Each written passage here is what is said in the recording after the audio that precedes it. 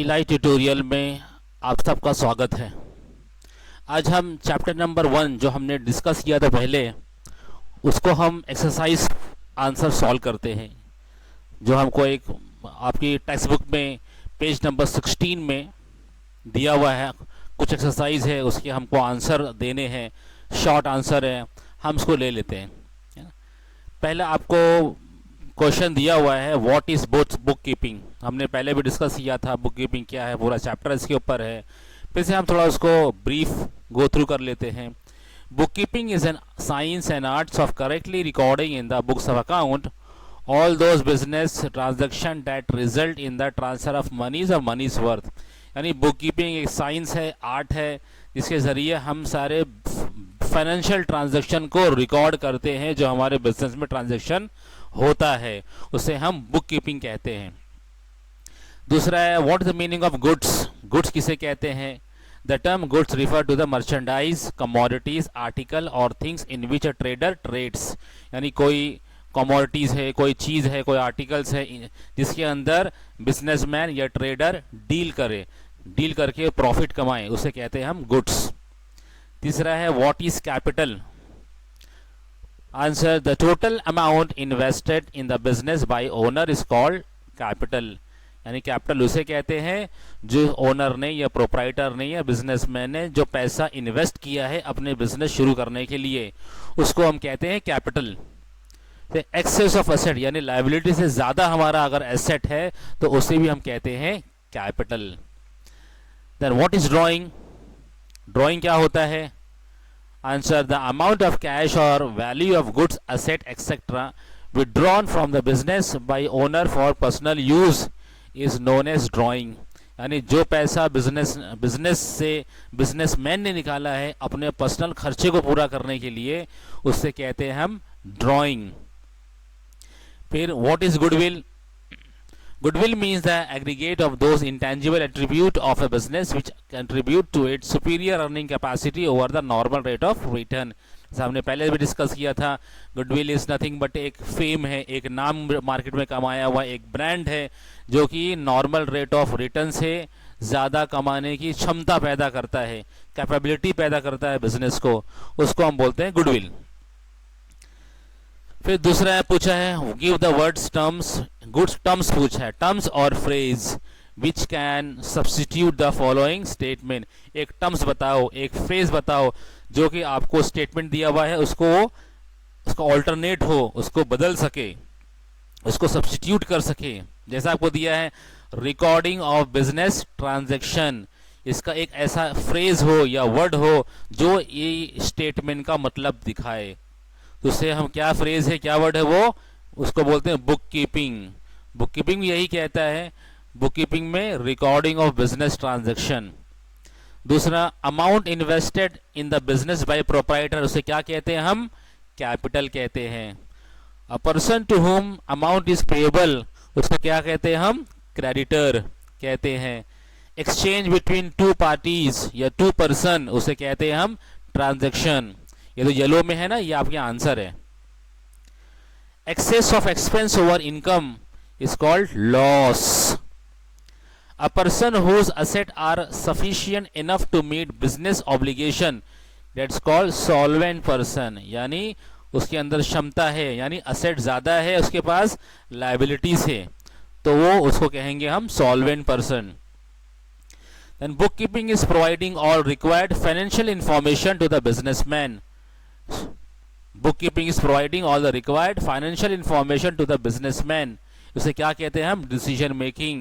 यानी decision making के लिए हमारे पास पूरा फाइनेंशियल रिकॉर्ड होना चाहिए, फाइनेंशियल इंफॉर्मेशन होना चाहिए बिजनेस के लिए कि कितना पैसा है मेरे पास, कितना आना है, कितना जाना है, कितना मार्केट में है, कितना देना है। अगर ये सारी चीज़ हमारे पास है, पूरा अपडेट स्टेटस, तो हम डिसीजन ले सकते हैं अपने बिजनेस के लिए। Then property of any description owned by the proprietor is called asset. Asset उसी को कहते हैं जो प्रोप्राइटर यानी ओन करता है, उसको जिसके बिजनेस में होती है, इसको बोलते हैं asset. Asset which remains in the business for only short term and can be converted into cash very easily is called current asset. Current asset क्या होता है? जो कि इजीली कन्वर्ट हो जाए कैश के अंदर और वो शॉर्ट टर्म के लिए हो, उसे कहते हैं हम current assets.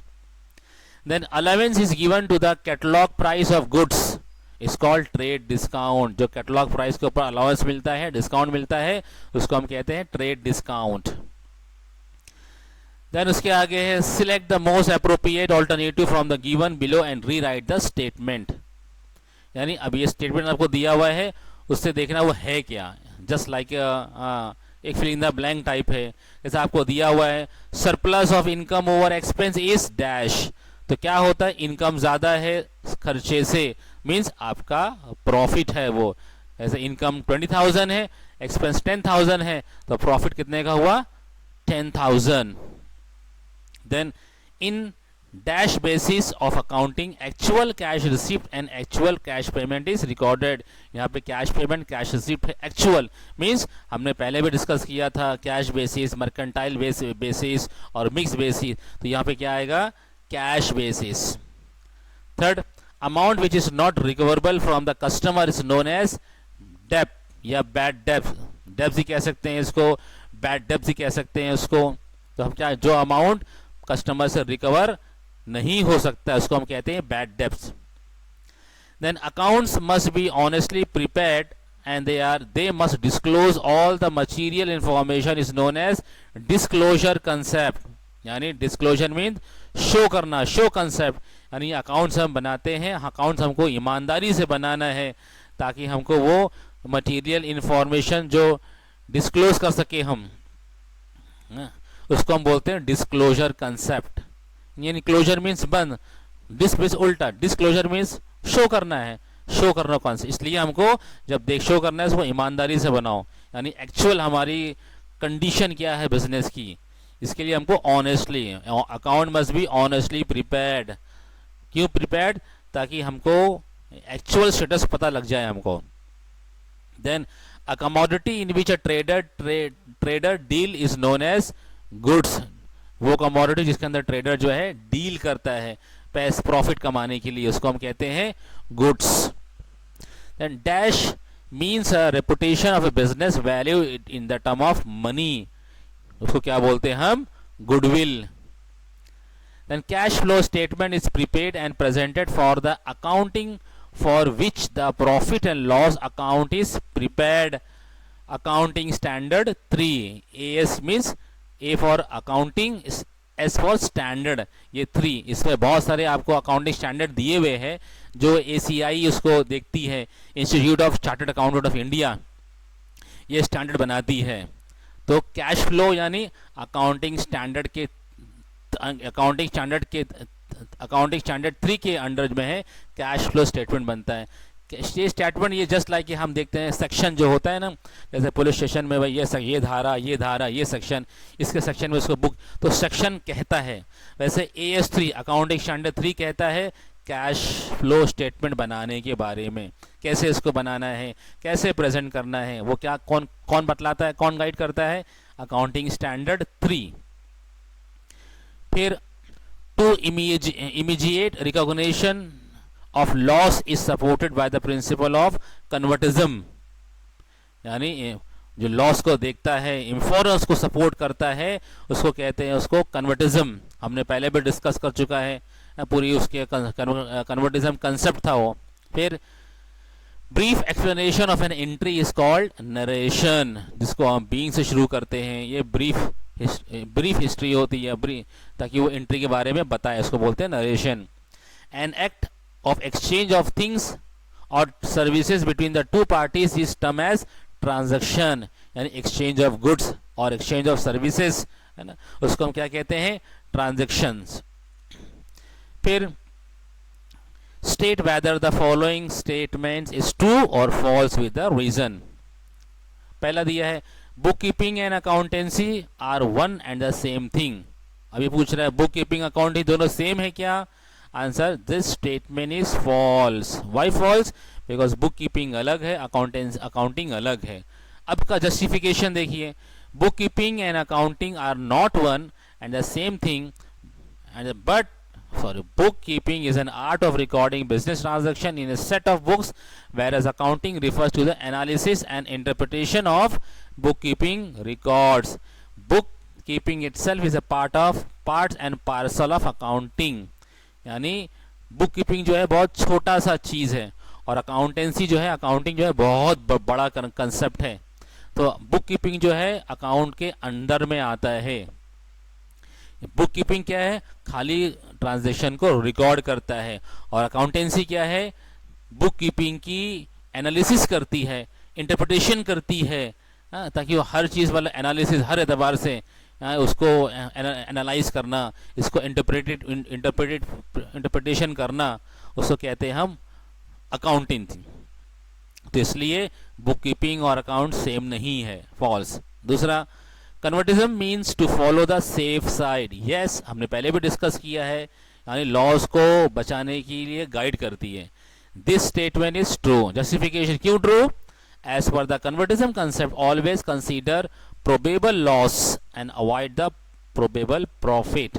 Therefore we say that the convertism means to follow the safe side.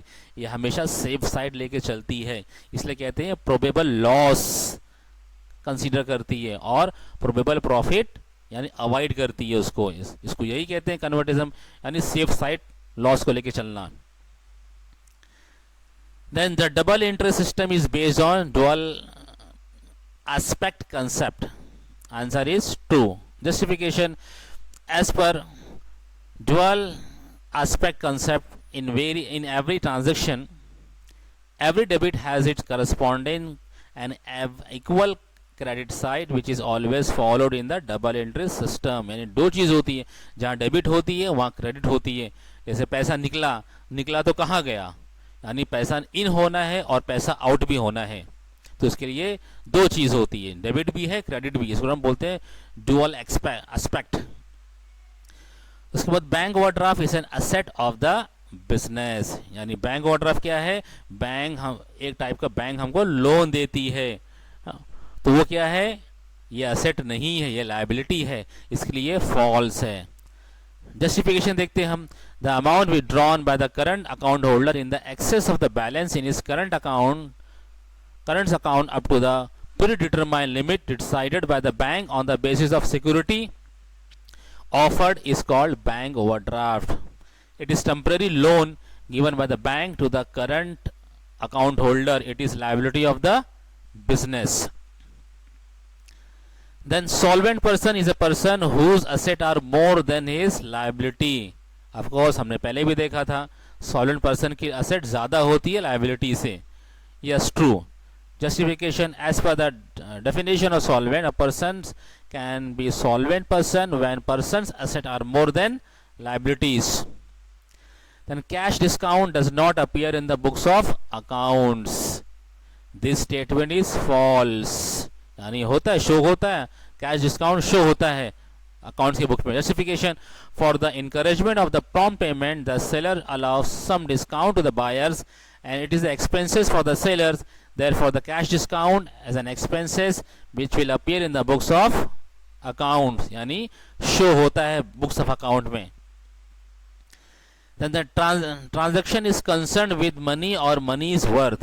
Yes, true, of course. अगर जिसमें मनी का एक्सप्रेशन नहीं होगा उसकी एंट्री नहीं हो पाएगी. Justification क्या है? In the business, a transaction having monetary value should be recorded in the books of accounts, which means a transaction must be concerned with money or money's worth. Then accounting is the language of business. Of course, yeah, it's a language है. Accounting means how you record, classify, analysis the business transaction, which suggests that accounting is a language of the business.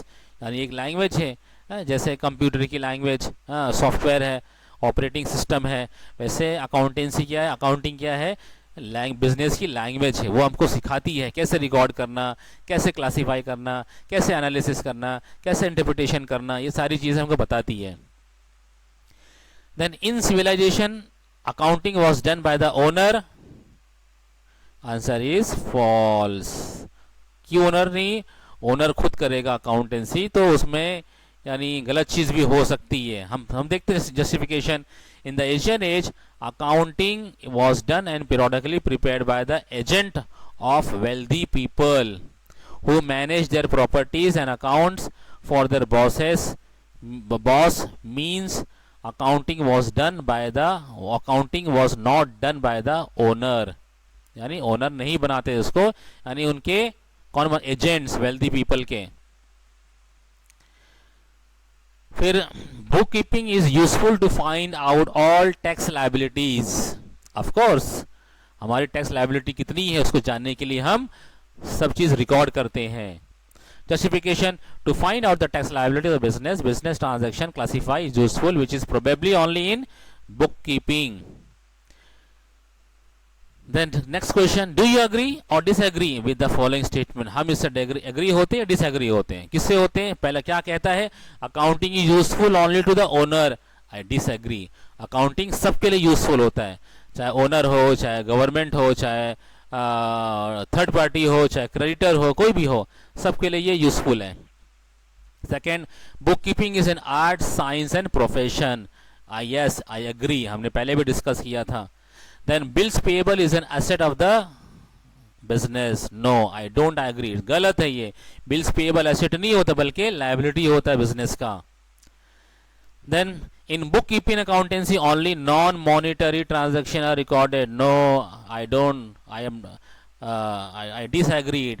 हाँ, इसके अंदर खाली monetary transaction ही record होता है, non monetary नहीं होता। Then totaling of journal and ledger is called casting. Yes, उसको जो टोटल हम करते हैं लेजर का और जर्नल का, उसको हम क्या कहते हैं? कास्टिंग। I agree.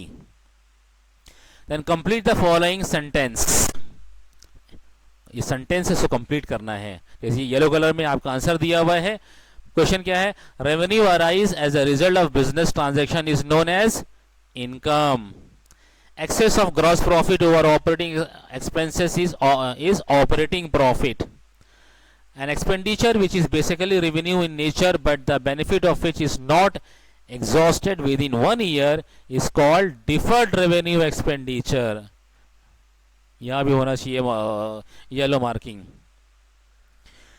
आप लोग कर लेना। The amount deducted by the seller from the list price of the goods at the time of sale is called trade discount.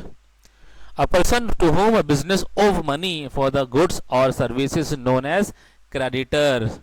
एक ओज होता है, ओज यानी बिजनेस को देना है, एक ओन्ड होता है यानी बिजनेस को लेना है। तो यहाँ पर जो बिजनेस जो बाहर वाले को पैसा अगर देगा, यानी a person to whom business owes money, जिसको बिजनेस हमारा बिजनेस पैसा देगा वो आदमी को, क्यों? हमने उसे गुड्स खरीदा था या सर्विस उसकी हमने हायर की थी, उसको हम क्या बोलते हैं? क्रेडिटर। द एंड, ये हो चुका है, पूरा है, द एंड हो गया। इसके बाद हम जल्दी से मिलेंगे। Meet you soon students, take care of self, take care of the study. Okay, bye bye.